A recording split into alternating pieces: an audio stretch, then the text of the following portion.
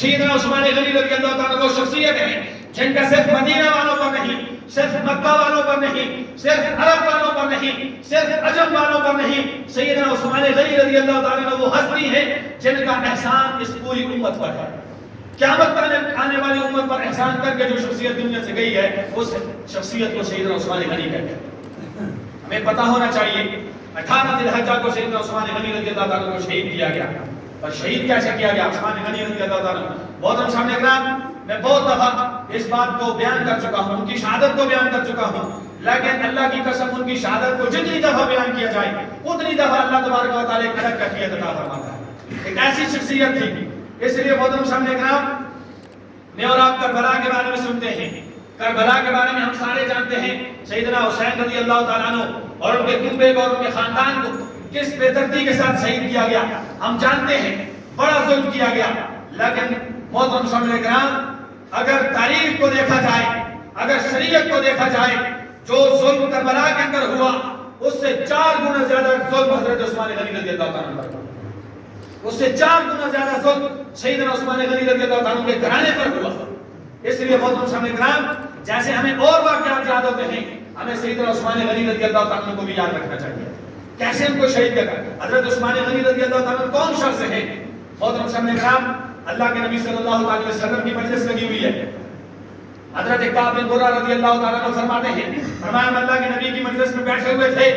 اور اللہ کے نبی صلی اللہ علیہ وسلم نے فتنوں کا ذکر فرمایا، فرمایا لوگوں میرے دنیا سے جانے کے بعد جو فتنے رونما ہوں گے ان سے آپ علیہ السلام لوگوں کو متنبع فرما رہے تھے۔ اتنے میں ایک شخص گزرا، مر رجل مقنع بثوبہ، حضرت کعب بن مرہ فرماتے ہیں ایک آدمی اپنا سر کپڑے سے ڈھانکے ہوئے وہاں سے گزرا، اللہ کے نبی صلی اللہ علیہ وسلم نے ارشاد فرمایا لوگوں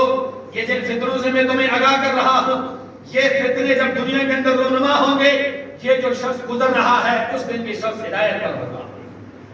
اور ہم سب اکرام سوچئے ذرا، اس شخص کا کیا مقام ہوگا، اس شخص کا کیا مرتبہ ہوگا جس کی ہدایت کی گواہی محمد مصطفیٰ خود دے رہے ہیں۔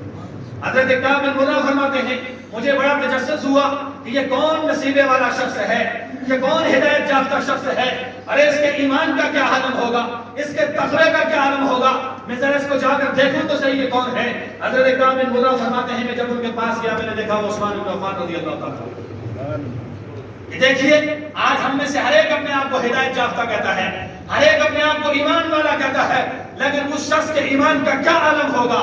اس شخص کے تقوی کا کیا عالم ہوگا کہ نبی رحمت جس کے بارے میں فرما رہے ہیں لوگوں یہ ہدایت یافتہ شخص ہے۔ ایسے نہیں جب دنیا کے اندر فتنے رونما ہوں گے، جب دنیا کے اندر فتنے آئیں گے، محترم سامنے کرام اس وقت اللہ کے نبی فرما رہے ہیں یہ ہدایت یافتہ ہوگا۔ اس شخص کا کیا عالم ہوگا، اس شخص کا کیا مقام ہوگا اور اس شخص کو کیسے شہید کیا گیا۔ محترم سامنے کرام اس کی اگر شہادت کو دیکھا جائے، وقت چونکہ کم ہے، ان کی شہادت کا مختصر قصہ بیان کرتے ہیں تاکہ ہماری عوام کو یہ چیزیں پتہ ہونی چاہیے، یہ ضروری ہے، ہمارے ایمان کا حصہ ہے، ہمیں پتہ نہیں ہے۔ محترم صاحب کرام، حضرت عثمان غنی رضی اللہ تعالی عنہ چند بلوائی منافقین رافضی کافر ان کو حضرت عثمان غنی رضی اللہ تعالی عنہ کی خلافت پر بے سروپا اعتراض ہوئی، بے سروپا جن کا کوئی محترم صاحب کرام کوئی ان کا سر نہیں تھا، کوئی پاؤں نہیں تھا، ایسے اعتراض اٹھا کر انہوں نے حضرت عثمان غنی رضی اللہ تعالی عنہ کے خلاف ایک تحریک چلائی۔ اب اس کی طرف میں نہیں جاتا، وقت کم ہے، پھر وقت پورا ہوتا ہے تو ہر آدمی دیکھنا شروع ہو جاتا ہے کہ مولوی صاحب کا ختم فرمائیں گے، انشاءاللہ ختم فرمائیں گے۔ حضرت عثمان غنی رضی اللہ تعالیٰ عنہ کی خلافت پر انہوں نے بے سروپا اعتراض کیے، اعتراض کرنے کے بعد انہوں نے ایک تحریک چلائی اور کچھ آدمی اکٹھے ہو کر انہوں نے مدینہ کا رخ کیا اور حضرت عثمان غنی رضی اللہ تعالیٰ عنہ کے گھر کا محاصرہ کر دیا۔ اب وہاں پر بات یہ تھی چونکہ وقت کے خلیفہ سیدنا عثمان غنی رضی اللہ تعالیٰ عنہ تھے، ان کے حکم کے بغیر کوئی صحابی کچھ قدم نہیں اٹھاتا تھا۔ اب انہوں نے جب حضرت عثمان غنی کے گھر کا محاصرہ کیا، بظاہر وہ مسلمان کہلاتے تھے لیکن اندر سے منافق تھے، بظاہر وہ مسلمان کہلاتے تھے اندر سے رافضی تھے، بظاہر وہ مسلمان کہلاتے تھے لیکن اندر سے کافر تھے۔ وہ حضرت عثمان غنی کے گھر کا محاصرہ کرتے ہیں، کتنے دنوں کا محاصرہ کرتے ہیں؟ 40 دنوں کا محاصرہ کرتے ہیں۔ 40 دن حضرت عثمان غنی رضی اللہ تعالیٰ عنہ پر پانی بھی بند تھا، کھانا بھی بند تھا۔ گھر کے اندر کتنا راشن ہوگا، گھر کے اندر کتنا کھانا ہوگا؟ محترم صاحب اکرام، کربلا کو سن کر ہر آدمی روتا ہے، رونا بھی چاہیے، پریشان بھی ہونا چاہیے، لیکن کربلا کے اندر ایک روایت کے اندر آتا ہے 1 دن پانی بند ہوا، ایک روایت کے اندر آتا ہے 2 دن پانی بند ہوا، چلو زیادہ سے زیادہ جو بڑی روایت ہے 10 دن پانی بند ہوا، کربلا کے اندر 10 دن پانی بند ہوا، لیکن یہ مظلوم مدینہ عثمان غنی کو دیکھیے، اس کے گھر کے اوپر 40 دن کے لیے کھانے پینے کو بند کیا گیا، 40 دن اندر معاشرہ ہے۔ اور پھر دیکھیے سیدنا عثمان غنی رضی اللہ تعالیٰ عنہ، جب معاشرہ طویل ہوتا ہے، حضرت عثمان غنی رضی اللہ تعالیٰ عنہ اپنے گھر کی چھت پر چڑھتے ہیں، دیوار پر چڑھتے ہیں، بلوائیوں کو بلا کر کہتے ہیں ارے میں تمہیں اللہ کا واسطہ دیتا ہوں، میں تمہیں اللہ کی قسم دے کر کہتا ہوں، مجھے سچ بتاؤ، مجھے بتاؤ جب مدینے کے اندر پانی کی کمی ہو گئی تھی، مدینے کے لوگوں کے لیے پینے کا پانی نہیں تھا، مدینے میں ایک کنواں تھا جو یہودی کی ملک تھا، جس سے آج سارا مدینہ پانی پیتا ہے۔ جب اللہ کے نبی نے یہ کہا تھا کون ہے جو اپنے پیسوں سے اس کنویں کو خریدے، مسلمانوں کے لیے وقف کرے، تو میں اللہ کا واسطہ دے کر کہتا ہوں کیا میں عثمان نے اپنے ذاتی پیسوں سے یہ کنواں خرید کر مسلمانوں میں وقف نہیں کیا تھا؟ بلوائیوں نے کہا ہاں تم نے وقف کیا تھا، تو کہو ظالمو جو کنواں میں نے اپنے ذاتی پیسوں سے خرید کر وقف کیا تھا، آج 40 دن ہو گئے اسی کنویں کا پانی تم نے میرے اوپر بند کیا، کتنا بڑا ظلم ہے، اس سے بڑا ظلم کیا ہوگا؟ فرمایا تمہیں یاد نہیں ہے، اللہ کا واسطہ دے کر کہتا ہوں جب یہ مسجد لوگوں پر تنگ ہو گئی تھی، نمازوں کے لیے تنگ ہو گئی تھی، اس کے ساتھ زمین خالی تھی، اللہ کے نبی نے کہا تھا وہ کون ہے جو اپنے پیسے لگا کر اس زمین کو خریدے، ہم مسجد کو وسیع کرنا چاہتے ہیں، میں تمہیں اللہ کا واسطہ دیتا ہوں، تم بتاؤ کیا میں نے اپنے ذاتی پیسے لگا کر اس زمین کو خرید کر مسجد کو وسیع نہیں کیا تھا؟ بلوائیوں نے کہا ضرور تم نے وسیع کیا تھا، پھر بتاؤ نا، پھر مجھے اس کے اندر لوگوں جس مسجد کو میں نے اپنے ذاتی پیسے لگا کر وسیع کیا تھا، آج 40 دن ہو گئے اسی مسجد کے اندر تم نے میرا نماز پڑھنا بند کیا گیا، 40 دن ان کو نماز نہیں پڑھنی تھی اسی مسجد کو جس پر حضرت عثمان کا پیسہ لگا ہوا تھا، کتنا بڑا ظلم ہے، اس سے بڑا ظلم کیا ہوگا؟ اور آگے چاہیے میں مختصر کرتا ہوں، فرمایا اس کے بعد حضرت علی آتے ہیں، میں اس اشکال کو بھی ختم کرتا ہوں، حضرت علی رضی اللہ تعالیٰ عنہ آتے ہیں، حضرت عثمان کو پکار کرتے ہیں عثمان بھائی میں دیکھ رہا ہوں کہ 40 دنوں سے آپ بڑی مشقت کے اندر ہیں، آپ بڑی پریشانی کے اندر ہیں، آپ علی کو حکم کیوں نہیں دیتے ہیں؟ علی تو وہ آدمی ہے، علی تو وہ بہادر ہے جو ہزاروں کے ساتھ اکیلے لڑ سکتا ہے، کیا تمہیں عبد ود کا واقعہ یاد نہیں ہے جب وہ خندق دھران کر آیا تھا، کوئی اس کے مقابلے میں لڑنے کے لیے تیار نہیں تھا، علی نے اکیلے اٹھ کر اس کو باصل جہنم کیا تھا۔ عثمان مجھے تو اللہ نے بڑی طاقت عطا فرمائی ہے، ارے میں تو دشمن کے ساتھ لڑنا اچھی طرح جانتا ہوں، کیا تمہیں احد کا میدان یاد نہیں ہے جب لوگوں نے اللہ کے نبی پر جلال کیا تھا، اللہ کے نبی نے کہا تھا کون اس کو پیچھے ہٹائے گا، علی نے اکیلے سب کے منہ پھیر دیے تھے، کیا تمہیں بدر کا میدان یاد نہیں ہے، علی نے کتنوں کو واصل جہنم کیا تھا، ارے مجھے تم اجازت کیوں نہیں دیتے؟ حضرت عثمان کا جواب سنیے، حضرت عثمان نے کہا تھا علی مجھے پتا ہے اللہ نے آپ کو اتنی طاقت دی ہے، آپ اکیلے ہزاروں کے ساتھ لڑ سکتے ہیں، لیکن میں محمد مصطفیٰ کے شہر کا احترام کرتا ہوں، میں عثمان اپنی جان تو دے دوں گا لیکن محمد مصطفیٰ کے شہر کے اندر خون کا قطرہ نہیں بہے گا۔ حضور کے شہر کا کتنا پاس تھا، حضور کے شہر کا کتنا احترام تھا، کہا کہ اپنی جان تو دے دوں گا لیکن محمد مصطفیٰ کے شہر کے اندر خون کا قطرہ نہیں بہے گا۔ پھر کیا ہوا؟ اور آگے چلیے مختصر کرتا ہوں، ختم کرتا ہوں۔ آگے حضرت عثمان غنی رضی اللہ تعالیٰ عنہ جمعے کا دن ہے، اسی طرح جمعے کا دن تھا جیسے آج جمعے کا دن ہے، ان کی شہادت بیان کر رہا ہوں، ان پر ہونے والے ظلم کو بیان کر رہا ہوں، آپ اس کو دل دماغ کے اندر بٹھائیے کہ مسلمانوں کے ساتھ کیا ہوا، کرنے والا کون ہے۔ حضرت عثمان غنی رضی اللہ تعالیٰ عنہ جمعے کا دن ہے، اور جمعے کا دن ہے، جمعہ تو پڑھنے کے لیے منافقین جانے نہیں دیتے تھے، معاشرہ تھا، گھر کے اندر جو نماز پڑھنی تھی پڑھی، تھوڑا سا لیٹے خواب کے اندر جناب محمد مصطفیٰ کی زیارت ہوگی، اللہ کے نبی آئے، کیا قسمت تھی عثمان کی، جیتے بھی تھے اللہ کے نبی کی مجلس میں بیٹھتے تھے، چہرہ انور کی زیارت کیا کرتے تھے، اور حضرت عثمان جب سوتے بھی ہیں تو خواب میں محمد مصطفیٰ کی زیارت کرتے تھے، کیا نصیبہ تھا، کیا قسمت تھی۔ بہرحال اللہ کے نبی آئے اور کہا عثمان آپ کے ساتھ جو کچھ ہو رہا ہے سارا ہماری نگاہوں کے سامنے ہے،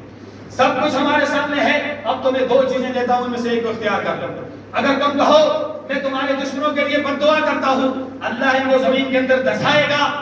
اگر یہ تمہیں قبول ہے تو میں ان کے لیے بد دعا کرتا ہوں، اور اگر دوسری چیز پسند کرتے ہو صبر کرو، روزہ تو تم نے ویسے بھی رکھا ہوا ہے، آج کی افطاری محمد مصطفیٰ کے دسترخوان پر کر۔ کیا قسمت تھی حضرت عثمان، وہ بھی کوئی عام آدمی تو نہیں تھے، محمد مصطفیٰ کی تربیت میں رہنے والے تھے، انہوں نے عرض کی یا رسول اللہ میں تو آپ کے نقش قدم پر چلوں گا، آپ کو طائف کی وادی کے اندر جب منافقین نے، جب کفار نے پتھر مارے، لہو لہان کیا، پھر جبریل آئے، کہا یا رسول اللہ ان کے لیے بد دعا کیجئے، آپ نے بد دعا نہیں کی تھی، آپ نے معاف کر دیا تھا، یا رسول اللہ میں بھی بد دعا نہیں کرتا، میں صبر کرتا ہوں، آج کی افطاری انشاءاللہ آپ کے دسترخوان پر کروں گا۔ بس یہ تھا. حضرت علی آئے, میں ختم کرتا ہوں, حضرت علی آئے, کہا عثمان مجھے اجازت دو نا, کہا علی بس گھبرانے کی ضرورت نہیں ہے. آج محمد مصطفیٰ میرے خواب کے اندر آئے تھے اور انہوں نے مجھے یہ کہا تھا کہ عثمان آج کی افطاری میرے دسترخوان پر کرنی ہے, میں صبر کروں گا, میں آج کی افطاری محمد مصطفیٰ کے دسترخوان پر کروں گا. پھر بھائیوں کو آخری بات ارشاد فرمائی, آخری بات. حضرت عثمان کے آخری الفاظ تھے دنیا کے اندر, حضرت عثمان کے آخری الفاظ تھے, کیا تھے؟ فرمایا او منافقو,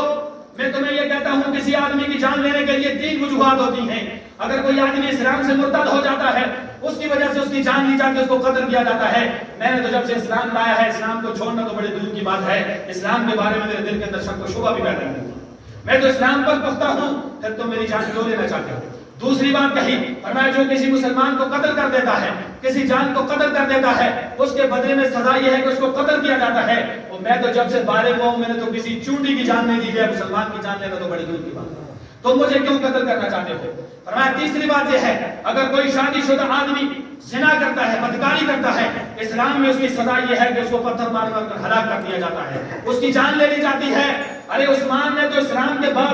کے بعد کا دور تھا, عثمان تو اسلام سے پہلے بھی, جب عثمان بالغ ہوا ہے, میں نے کسی کی ماں اور بیٹی کی طرف غلط نگاہ اٹھا کر نہیں دیکھا ہے. بدکاری کرنا تو بڑے دور کی بات ہے.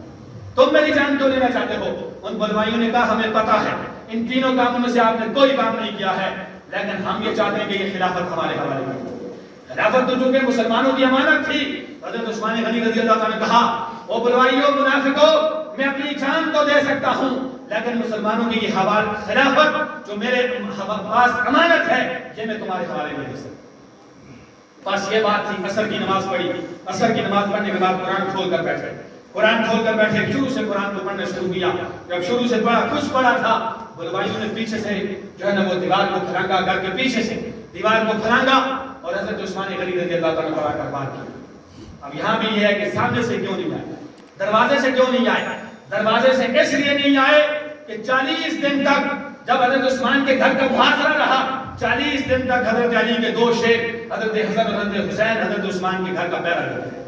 اس لیے دروازے سے نہیں آ سکتے تھے. اس لیے آج بھی بات یہی ہے, جو حلالی ہوگا, حضرت علی کا حلالی بیٹا ہوگا, وہ حضرت عثمان کی عزت پر پہرا دے گا, اور جو حضرت علی کا نام نہاد 2 نمبر بیٹا ہوگا, وہ حضرت عثمان غنی رضی اللہ تعالیٰ عنہ کی شان پر بھونکیں گے. اس لیے حلالی حضرت عثمان غنی رضی اللہ تعالیٰ عنہ کی شان پر پہرا دیتا ہے. بہرحال اس بلوائی کے ہاتھ کے اندر ایک سلاح تھی, جس کو زور سے حضرت عثمان غنی رضی اللہ تعالیٰ عنہ کے